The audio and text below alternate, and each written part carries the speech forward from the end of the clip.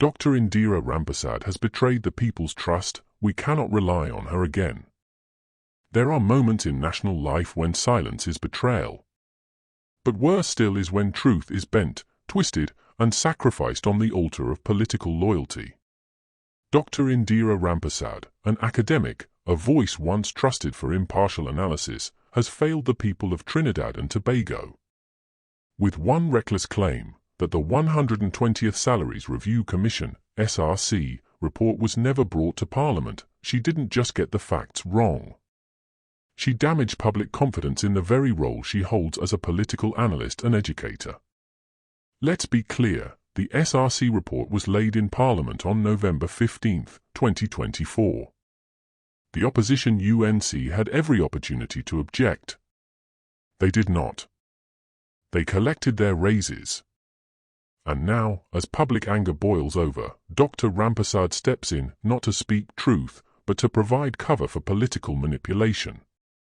This is not a misstep. This is complicity. She is not an uninformed citizen. She is a lecturer at the University of the West Indies. She trains minds, shapes perspectives, and speaks as an expert to the public through respected media houses. With that platform comes responsibility. A responsibility to facts, to fairness, to the people, not to partisan talking points dressed up as analysis. When a respected academic knowingly or carelessly spreads falsehoods to protect political players, it tears at the fabric of democracy. How can we trust her again? When breadwinners are out of work and can't afford a bus pass, when families go to bed hungry, when pensioners have to choose between a light bill or medication, they depend on people in power to speak truth to that suffering. But what we saw from Dr. Rampersad was not truth. It was a deliberate attempt to mislead.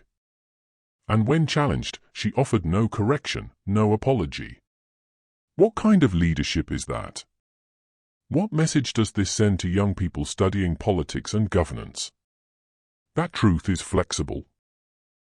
That academics are allowed to bend data and public memory to suit political ends? No, we must say enough is enough.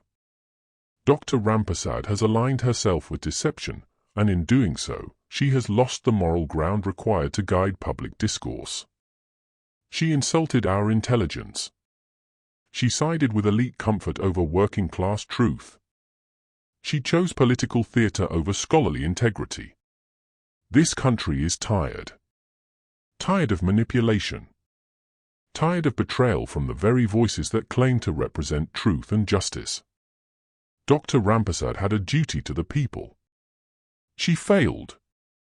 She cannot be trusted to stand with us in the future, not as an academic, not as a political commentator, and certainly not as a voice of fairness. The next time she speaks, remember. She stood silent when injustice was being paid by the dollar. She covered for those who raised their salaries while the rest of us tightened our belts.